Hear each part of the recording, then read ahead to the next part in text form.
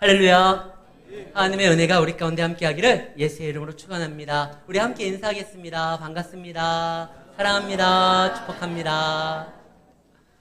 하나님의 말씀을 듣고 살아가는데 때로는 또 세상의 어려움에 그리고 세상의 유혹에 노출돼서 그 믿음이 흔들릴 때가 있고 받은 은혜를 쏟을 때가 있습니다. 그럴 때 어떻게 해야 될까요? 다시 은혜의 자리에 나와야 되는 거예요. 내가 은혜를 잃어버렸다고 해서 거기서 멈출 것이 아니라 힘써 주님의 은혜를 바라보며 사모하며 그 은혜의 자리에 나와 다시 한번 하나님의 은혜를 받아야 됩니다.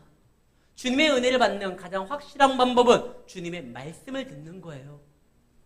지난주에도 이야기했지만 마리아가 처음에는 천사가 나타나서 복받은 여인아 메시아가 너에게서 나올 것이다 라는 이야기를 들었을 때 두려움이 있었지만 이내 위로를 얻게 되고 확신을 갖게 되고 주의 여종이오니 그대로 이루어지기를 바랍니다. 그리고 엘리사벳을 만나서 3개월 동안 있으면서 그와 교제를 나누고 찬양을 하게 됩니다. 그런데 시간이 지나니까 배가 불러올수록 처음 출산이기 때문에 두려움이 있었고 아이가 태어났었을 때 그때 믿음이 약간 흔들려요. 분명히 메시아라고 했는데 과연 이 아이가 메시아가 맞을까? 정말 하나님의 은혜 가운데 이루어지는 일이라고 하면 내가 좋은 산부인과가 아닌 이 축사에서 아이를 낳게 할까? 그때 목자들이 오죠. 이 아이는 하나님께 영광이요 땅에서는 기뻐하심을 입은 사람들 중에 평화라는 그 메시지를 우리가 듣고 왔다라고. 그때 마리아가 위로를 얻습니다. 그리고 한 일주일이 지난 다음에 8일째 되는 날 오늘 본문처럼 예수님을 할례 행하기로 만듭니다. 사실 할례는요 하나님의 자녀라는 표식입니다. 예수님은 그럴 필요가 없어요. 하나님의 아들이니까요. 이스라엘 백성들은 아브라함을 통해 가지고 아이를 낳게 되면 8일째 되는 날 그 표피를 잘라 하나님의 자녀임을 백성임의 표식을 나타내야 됩니다. 아무리 그들이 아브라함의 자손이라 할지라도 죄성이 있기 때문에 죄를 잘라내야 되는 그런 의식을 가져야 되거든요. 근데 예수님이 왜 해요? 죄성이 없는데. 그는 아담의 원죄에서도 벗어났잖아요. 성령의 잉태함으로 동정녀 마리아에게 태어났기 때문에 죄성이 없어요. 근데도 예수님은 할례를 행합니다. 뿐만 아니라 나중에는 세례까지 받아요. 세례 요한이 깜짝 놀라죠. 내가 당신한테 세례를 받아야 되는데 어찌하여 내게 와서 세례를 받으려고 합니까? 예수님이 말합니다. 그대로 행해라. 예수님은 세례 받을 필요도 없어요. 이때 당시에 세례 요한의 세례는 죄 씻음, 죄 사하는 세례였는데 예수님은 죄가 없잖아요. 할례도요. 죄성을 끊어버리고 하나님 앞에 드려지는 존재로서 나아가는 표식인데 예수님은 그럴 필요도 없어요. 근데 예수님은 다 행해요. 오늘 말씀 마지막 절에 뭐라고 되어 있죠? 주의 율법을 따라 모든 일을 마치고 주의 율법에 따라 예수님은 그냥 다 행하시는 거예요. 그럴 필요가 없는 분인데 그러나 예수님은 이 땅에 인간으로서 모든 사람들의 죄를 담당하는 대속주로 이 일을 감당하십니다. 사실 예수님께서는요 하나님의 아들로서 하나님의 특권을 누리기 위해 이 땅에 오신 게 아니에요. 인간을 대표하여 인간의 죄를 담당하시기 위한 하나님의 어린 양으로 오신 거예요. 그렇기 때문에 인간을 대표하기 위해서 인간에게 허락된 하나님의 율법, 언약을 다 지켜야 됩니다. 하나님께서요 우리와 관계를 맺을 때 중심적으로 중요하게 생각하는 관계의 방식이 뭐냐? 언약, 계약입니다. 그냥 기분에 따라, 감정에 따라 우리와 관계를 맺는 것이 아니라 하나님은 언약 안에 스스로를 묶어두셔서 우리와 관계를 맺으시는 거예요. 하나님은 회전하는 그림자도 없습니다. 우리를 향한 그분의 마음이 변하지를 않아요. 그냥 내가 너를 사랑한다 이렇게 말해도 되는데 왜 굳이 언약과 계약을 맺느냐? 우리 때문에 그래요. 우리는 하루에도 기분이 아침 다르고 점심 다르고 저녁 다르잖아요. 순간순간 바뀌잖아요. 그래서 우리 수준의 하나님을 생각해서 하나님이 나를 사랑한다고 하는데 에이 또 내일 지나면 어떻게 변할지 몰라. 이럴 수가 있거든요. 그래서 하나님이 나는 너희와 달라. 그런데 너희들이 잘 믿지 못하니 언약을 맺자. 그래서 하나님께서 우리를 사랑한다라는 것을 약속으로, 계약으로, 언약으로 확증해 주셨어요. 그래서 아브라함의 언약이 있고 노아의 언약이 있고 다윗의 언약이 있고 항상 관계를 맺을 때마다 하나님은요 언약, 계약을 합니다. 그리고 그것을 지키면 하나님께서는 그 약속대로 은혜를 주시고 그의 삶을 책임져 주신다는 거예요. 근데 우리 편에서 그것을 다 지킬 수가 없어요. 그래서 우리를 대표해 예수님이 사람으로 하나님의 모든 율법과 약속을, 언약을 다 지킵니다. 그리고 그 다 지킨 사람으로 하나님과의 관계를 이을 뿐만 아니라 우리를 위해 죽으심으로 하나님의 관계를 완성시키시는 것이죠. 그래서 예수님은 뭐든지 태어날 때서부터 자라날 때까지 사역을 할 때까지 항상 하나님의 말씀을 어기지를 않아요. 그래서 예수님이 뭐라고 했죠? 나는 율법을 폐하러 온 것이 아니라 율법을 완성시키러 왔다. 이 율법은 단순히 지켜야 되는 규칙이 아니라 하나님과의 관계로서 맺어진 이야기다. 그래서 예수님이 다 지키는 거예요. 7일째까지 아이가 태어나면은요, 부정하다고 보고 8일째 아이가 하나님 앞에 나올 때 죄성을 끊고 이제 하나님의 드려지는 삶을 살아가겠다라는 그것이 바로 할례예요. 그러니까 하나님 앞에 나올 수 있는 가장 첫 시간을 아버지 하나님 앞에 나아가는 것이 우리에게 요구되는 삶입니다. 우리는 시간이 되면 그래요 하나님 내가 좀 일정 보고 시간 되면 갈게요. 우리의 이야기를 다 한 다음에 일들을 다 한 다음에 나중에 이제 좀 비는 시간에 하나님 앞에 나아가는 거 이거는 신앙 아니에요. 첫 시간을 드리는 거예요. 하나님께는 그 첫 시간을 드린 걸 모든 것을 다 드림으로 인정해주고 우리의 삶을 지켜주시고 이끌어주십니다. 예수님은 7일이 지나 이제 하나님 앞에 나아갈 수 있는 가장 첫 번째 시간 8일째 할례를 행합니다. 그리고 이제 33일 지난 다음에 7일이 지나고 또 33일이 지나는 할례를 행하는 것까지 날짜를 포함해서 33일 지난 40일 되면은요 그의 어머니가 정결 의식을 행합니다. 레위기에서 보면 아이를 출산할 때 남자아이를 출산하면 40일, 여자아이를 출산하면 80일 때 성전에 나아가는 거예요. 그래서 이 성전에서 정결의식을 행하는데 가난한 사람은 집비둘기 둘이나 산비둘기 둘 그걸로 하나님 앞에 드리고 자신을 바치는 거예요. 그런데 참 기가 막히지 않습니까? 원래 이 요셉과 마리아가 어디에서 살고 있죠? 갈릴리 나사렛이에요. 이스라엘 북쪽이에요. 그런데 40일째 되는 날 성전에서 정결의식을 행하기 위해서는 갈릴리 나사렛에서 있으면 예루살렘까지 못 와요. 그 시간을 못 맞춰요. 근데 갑자기 황제가 호적을 하라고 하니까 이 요셉이 호적을 기록하기 위해서 자신들의 조상의 고향인 베들레헴으로 오잖아요. 이 베들레헴에 왔었을 때 약속을 이루게 만듭니다. 미가서 5장 2절에 보면 베들레헴아 너는 작지 않다. 이스라엘을 다스릴 자가 너에게서 나온다. 이 황제가 세금과 징병 목적으로 내렸었던 이 호적하라는 것이 오히려 하나님의 말씀을 이루게 만들 뿐만 아니라 하나님은요 보통 분이 아니에요. 한번 일하시면 어떻게든지 뽑아낼 수 있는 거 다 뽑아내시는 분이에요. 갈릴리에 있었으면 못 오는데 호적을 하라고 해서 베들레헴에 오잖아요. 베들레헴은 예루살렘 바로 밑이에요. 그러니까 40일 안에 예루살렘에 올라갈 수 있어요. 이 호적 하나 때문에 미가서에 기록된 메시아의 예언을 이루실 뿐만 아니라 또 거기에서 바로 예루살렘에 올라가 율법도 지키도록 만드신 거예요. 이걸 보면 참 하나님 철저하신 분이에요. 야, 이분 대단하신 분이다. 그런데 그 율법을 지키러 40일째 들어갔을 때 마리아가요 심히 그 믿음이 또 흔들렸던 것 같아요. 왜냐? 아이가 이제 태어났는데 목자들의 음성을 들었잖아요. 그래서 확신을 가졌는데 그럼 이 아이가 그래 맞아 메시아야 보통 아이가 아니야. 근데 그 다음날 보니까 옆집 아이와 똑같아요. 뭐 스스로 일어나서 식사를 하기 위해서 뭐 요리를 하거나 밥상을 차리거나 이게 아니라 울기만 해요.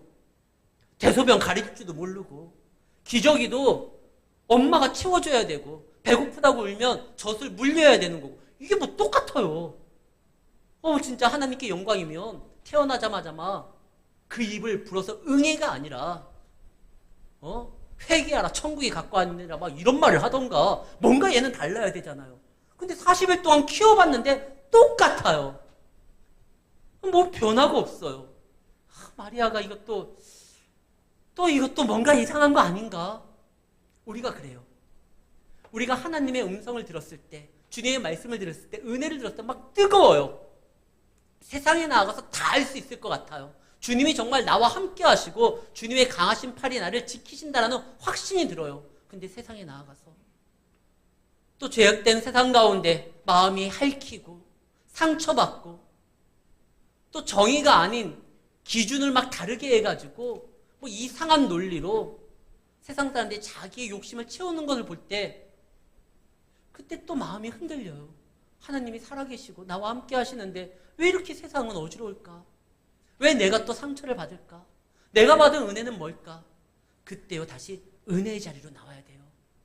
지금 율법을 말씀을 지키기 위해서 요셉과 마리아가 아기 예수를 낳고 40일째 되는 날 성전에 들어갑니다. 거기 들어가니까 하나님이 예비한 설교가가 있었던 거예요. 그의 이름이 시므온입니다. 시므온은 하나님의 위로를 생각하며 주님 오시는 그날을 소망하면서 기다리는 사람이었어요. 성경에 그에 대한 표현이 이렇게 되어 있습니다. 25절 예루살렘에 시므온이라는 사람이 있으니 이 사람은 의롭고 경건하여 이스라엘의 위로를 기다리는 자고 성령이 그 위에 있더라. 구약시대 때도 성령의 강렬한 역사가 있었습니다. 그런데 신약과 달라요. 신약 때는 예수님이 보내주셨잖아요. 공식적으로. 내가 이제 올라가서 너희를 돕는 보혜사 하나님 성령님을 보내겠다. 그가 너희와 함께 하겠다. 이제서부터는 예수님이 보내심으로 공식적으로 그 성령 하나님이 우리 가운데 내재하시는 거예요. 근데 구약시대 때는 성령 하나님이 우리 삶 가운데 내재하는 것이 아니라 활동하시지만 우리를 감동케 하시는 경우가 많았어요. 그래서 지금 성령 하나님이 그의 위에 있었다라는 것은 아직 내재하는 것은 않지만 성령이 그를 인도하고 그에게 감동을 통해서 말하게 만들었다는 거예요. 성경에 보면 이런 장면이 종종 나와요. 초대왕 사울왕도 성령의 감동으로 그가 예언한 적이 있어요. 삼손도 늘 성령 하나님께서 그 안에 내재하신 건 아니었지만 강렬한 성령의 역사함으로 인해서 사자 입을 찢은 적도 있어요. 근데 지금은요. 지금 단순히 성령이 우리 위에 계시는 것뿐만 아니라 우리 삶에 들어오셨습니다. 그래서 그 성령 하나님을 주인으로 모시고 우리가 믿음으로 나아가면 성령의 인도함을 받고 그 성령 하나님의 능력으로 살 수도 있는 거예요. 어찌됐든 시므온이 기다리고 있었는데 성령께서 그에게 미리 말씀하셨어요. 어떤 말씀이냐? 26절. 그가 주의 그리스도를 보기 전에는 죽지 아니하리라는 성령의 지시를 받았습니다. 죽고 싶어도 죽을 수 없어요. 사실 시므온 같은 경우는 하나님을 잘 섬겼던 자이기 때문에 빨리 이 생의 삶을 정리하고 천국 가기를 원했을 거예요. 빌립보서 1장 23절 24절에 보면 바울이 이런 말을 합니다. 내가 둘 사이에 끼어 있는데 사는 거와 죽는 것 사이에 있는데 차라리 내가 세상을 떠나서 그리스도와 함께 그 천국에 있는 것이 훨씬 더 좋은 것인데 24절 내가 육신으로 있는 것이 너희를 위하여는 더 유익이다. 내 개인만 생각하면 나는 천국 가고 싶은데 아직 내 사명이 있기에 내가 이 땅에서 육신으로 거하는 것이 너희 성도들에게 교우들에게 유익이다. 그래서 내가 이 땅에서 말씀 전하고 살아간다. 어제 우리 첫째가 참 놀라운 말을 하더라고요. 자기가 학교에서 이제 수업 시간에 요즘에 계절학기를 듣고 있는데 수업 시간에 이렇게 몇 세 때 뭐 하고 뭐 이런 것들을 이렇게 쭉 적는 그 부분이 있었나 봐요. 그래서 자기가 90세 될 때도 아직 엄마 아빠는 돌아가시면 안 된대요. 자기 계획에. 그러면 저는 120세가 넘거든요. 그러니까 제 아내가 아우 딸아 엄마 아빠 그만 좀 놔줘라. 그 나이 때까지 엄마 아빠한테 뭘 또 뽑아 먹으려고. 지금 그 아이는 엄마 아빠가 있는 게 자기한테는 지금 좋다라고 생각을 하는 거예요. 오늘 말씀해 보면 하나님께서 시므온이라는 위대한 사람을, 경건한 사람을, 의로운 사람을 세웠는데 하나님도 그가 그 나라에서 함께하는 것이 더 좋겠지만 아직 아무것도 모르는 이 땅의 백성들에게 그가 필요한 거예요. 그래서 시므온아, 에스겔서 16장 6절에서도 그러잖아요. 핏덩이가 돼서라도 살아남아라. 너에게 아직 사명이 있으니까 이 땅에서 주권을 빼앗긴 나라에 식민지 생활을 하고 있는 로마가 그때 잡고 있었으니까요. 그 백성으로서 또 의로운 사람이 의롭지 않은 세상에서 살다 보면 얼마나 상처가 있겠어요. 그래도 너 사명이 있으니 넌 핏덩이가 돼서라도 나이가 많아서 마음에 상처가 있다 할지라도 살아남아서 이스라엘의 위로를 증거해야 된다. 그런 가운데 갑자기 예수님이 아기의 모습으로 부모의 품에 안겨서 싹 들어옵니다. 얼마나 기뻐요. 그래서 말을 하는 건 주제시여 이제 종을 놓아주소서. 내가 주님의 영광을 봅니다. 그동안 이스라엘 백성들에게 성전은 있었지만 성전이 제 기능을 하지를 못했어요. 거기에서 기도하고 찬양하고 하면 하나님의 영광이 나타나야 되는데 예수님 당시의 성전은 어땠죠? 나중에 예수님이 막 성전을 뒤집어 엎잖아요. 내 아버지 집은 기도하는 집인데 말씀 전하는 곳인데 너희가 강도의 도둑의 소굴로 만들었구나. 사실 성전이 제 기능을 하면요 모든 세상 사람들이 위로를 얻고 안심할 수가 있어요. 왜? 그곳에서 예배를 받으시는 하나님이 그의 기도를 들어주시고 역사하시니까 그래요. 그래서 솔로몬이 성전을 질 때 하나님이 약속을 하죠.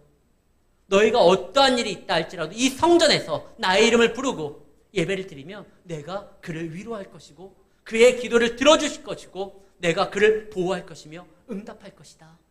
심지어 나라가 망해서 포로로 끌려간다 할지라도 성전을 향하여 손을 들고 기도하면 내가 그 기도를 들어줄 것이다. 그래서 다니엘이 포로로 끌려갔어도 성전 그 창문을 열고 성전을 향하여 날마다 기도했잖아요. 성전이 제 기능을 발휘하면 이런 놀라운 역사들이 일어납니다. 근데 예수님 당시에 그 성전은 그 기능을 발휘하지를 못했어요. 엉망이 됐어요. 근데 예수님이 성전의 주인인 예수님이 오게 됩니다. 성전이 제대로 작동하면 문제될 게 없어요. 아무리 에스겔서에서 마른 뼈가 있잖아요. 마른 뼈라는 건 더 이상 소망이 없다는 거예요. 그 마른 뼈에도 말씀이 증거되면 살아나거든요. 아무리 오랫동안 작동하지 않고 멈춰 있다 할지라도 이 성전의 주인이 오셔서 제대로 성전의 기능을 회복하면 다시 한번 이스라엘은 소망이 있습니다. 한국 사회도 하나님께서 세우신 모든 한국의 교회들이 그 성전의 기능을 예배의 기능을 제대로 회복하기만 하면 이 땅은요 다시 한번 소망을 이야기할 수 있고 비전을 말할 수 있습니다. 교회뿐만 아니에요. 우리 자신이 또 교회예요. 고린도전서 3장 16절 말씀입니다. 성령이 우리 가운데 계시기 때문에 너희는 너희가 하나님의 성전인 것과 하나님의 성령이 너희 안에 계신 것을 알지 못하느냐. 성령이 계심으로 인하여 우리가 그분의 지도를 받고 인도함을 받기 때문에 우리 자신이 또한 성전이 되는 것입니다.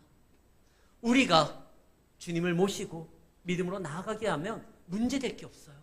그런데 이 말을 누구한테 듣느냐? 시므온이라는 사람한테 다시 요셉과 마리아가 듣습니다. 아, 이왕이면 천사들이 좀 듣게 말하게 좀 하시지. 최고의 말씀은요 천사들을 통해서 선포되지 않아요.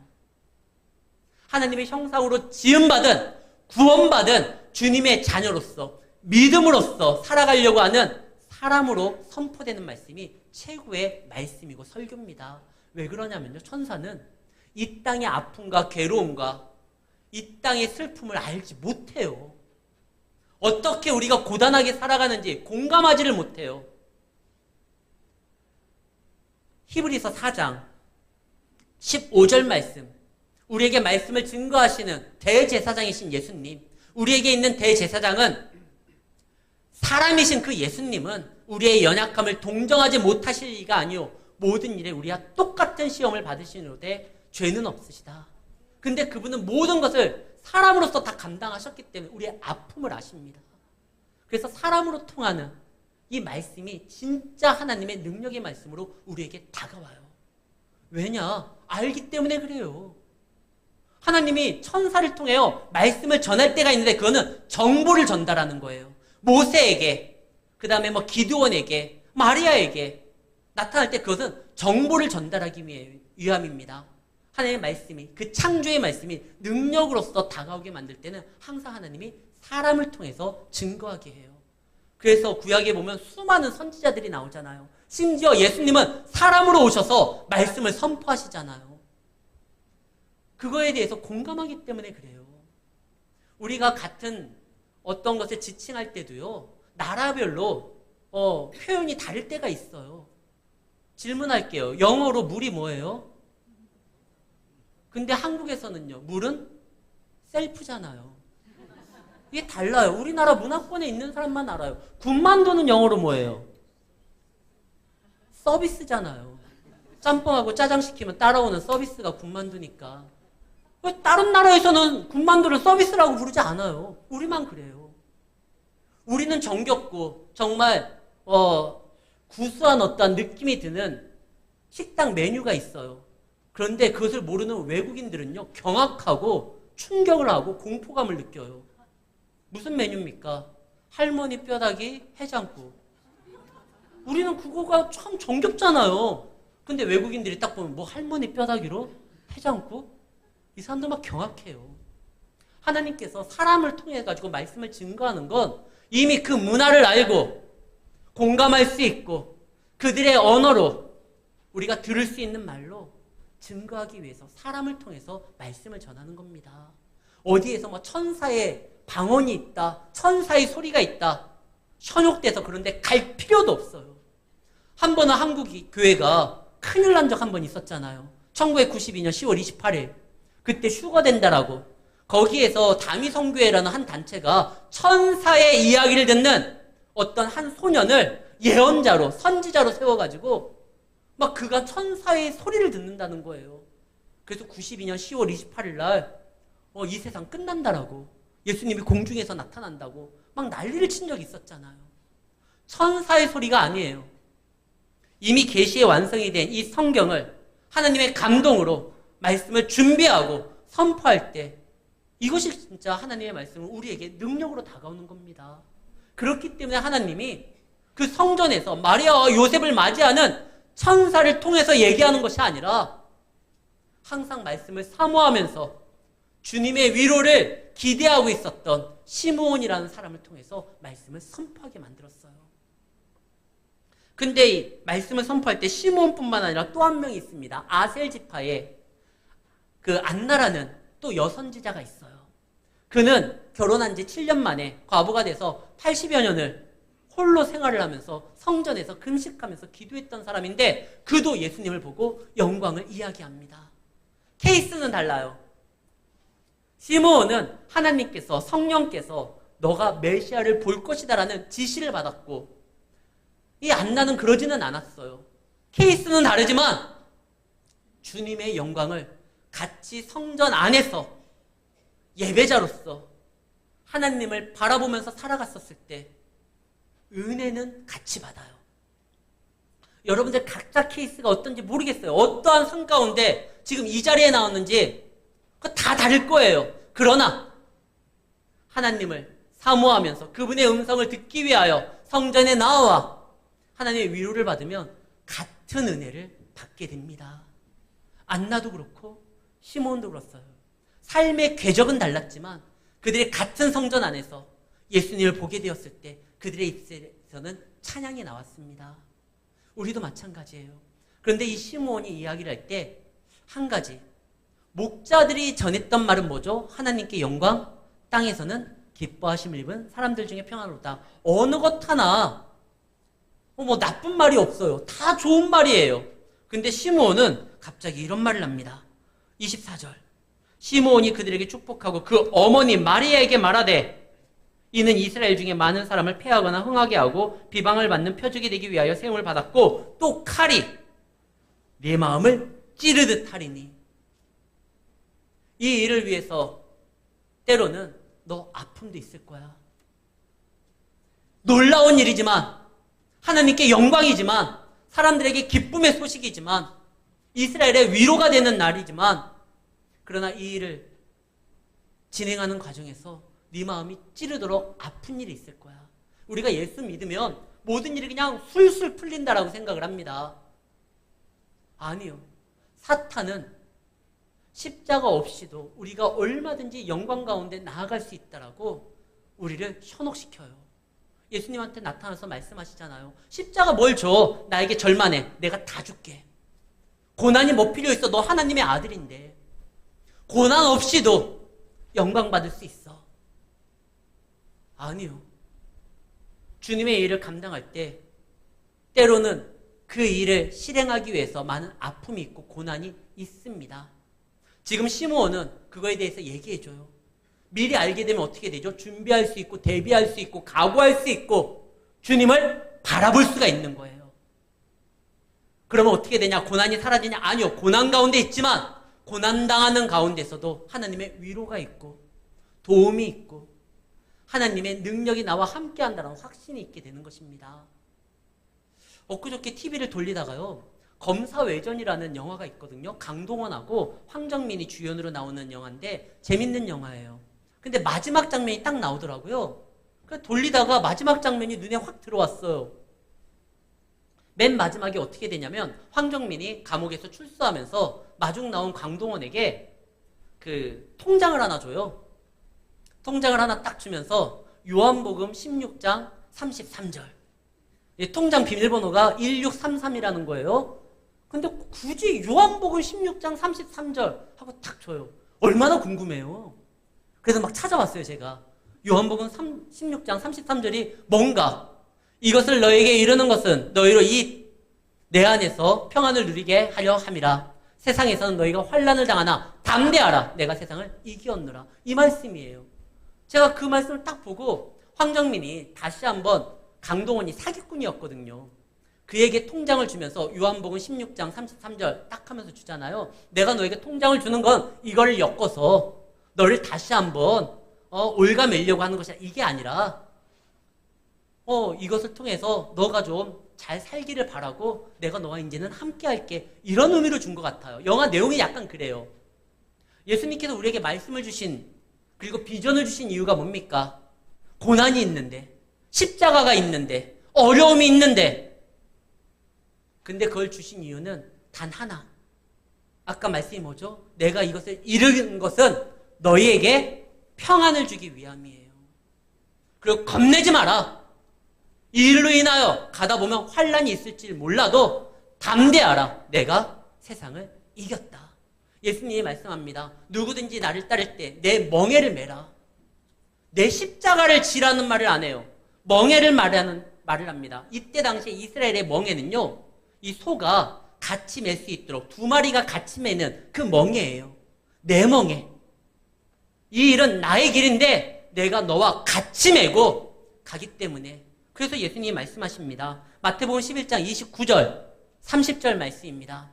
누구든지 나를 따라오려고는 내 멍에를 메라. 나는 마음이 온유하고 겸손하니 나의 멍에를 메고 배우라. 그러면 너의 마음에 쉼을 얻으리라. 30절 이는 내 멍에는 쉽고 내 짐은 가볍다. 예수님의 십자가 가벼워요. 그런데 예수님의 멍에는 가벼워요. 왜? 같이 지니까요. 이 일로 인하여 너희가 환난을 당하지만 걱정 마. 담대해. 내가 세상을 이겼어. 그리고 내가 이것을 이루는 건 너에게 고난을 주려고 하는 것이 아니라 평안을 주려고 하는 것이야. 지금 시므온이 이건 하나님의 위로지만 너는 마음이 아플 거야. 그때 마리아가 이 말을 듣고요. 각오하죠. 다짐하죠. 그리고 더욱더 주를 바라보려고 합니다. 그래서 그들이 했던 행동이 뭐예요? 하나님의 율법을 온전히 다 완수하면서 그런 다음에 다시 고향으로 나사렛으로 돌아가는 것이에요. 사랑하는 성도 여러분, 예수님께서는 우리의 죄를 용서하기 위해서 모든 율법을 다 지키시고 완성하시고 그 사역을 끝내셨습니다. 그 끝내신 이유가 다른 것이 아니라 하나님과 우리가 아름다운 관계를 맺게 하기 위함이었던 것입니다. 그리고 그 관계 안에서 오직 우리는 소망을 둘 수 있고 위로를 얻을 수 있고 세상을 살아갈 수 있는 힘을 얻을 수 있습니다. 사랑하는 성도 여러분, 우리는 관계를 통하여 하나님의 더 크신 뜻을 바라보게 하고 주의 말씀을 붙들물이 인하여 그분의 은혜 가운데 달려가야 되는 자들입니다. 이번 한 주 말씀을 더 가까이 하십시오. 힘들고 어려울 때 주를 바라보시고 은혜가 사라진다 생각되면 은혜의 자리에서 다시 한번 주님의 말씀으로 하나님의 능력을 바라봄으로 내 삶을 점검하시고 결심하시기를 바랍니다. 주님이 말씀하십니다. 내가 너희와 항상 함께하리라. 주님이 약속을 하신 거예요. 우리가 그 약속을 떠나지 않는 이상 그는 우리에게 약속하신 그대로를 이루심으로 우리의 관계를 더욱더 돈독하게 만드실 것입니다. 이번 한 주 믿음으로 주와 함께 살아가는 주님의 백성 되시기를 예수의 이름으로 축원합니다.